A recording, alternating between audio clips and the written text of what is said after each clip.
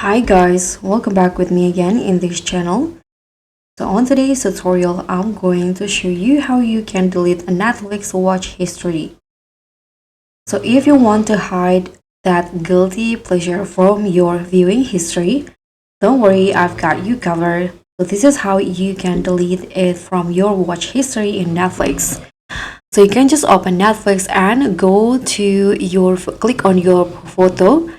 Go to the account settings, so click on account in here, and then you can just scroll down. So if you have more than one profiles like I do, you can go to the manage profiles and choose the profile that you want to delete its watching history. For example, I'm going to use this one in here, and then you can scroll down until you find the viewing activity. Click on that. And then here you can just choose the one that you want to delete. For example, I'm going to go with this one. Here you can just click on this icon to hide it from your viewing history. Click on that.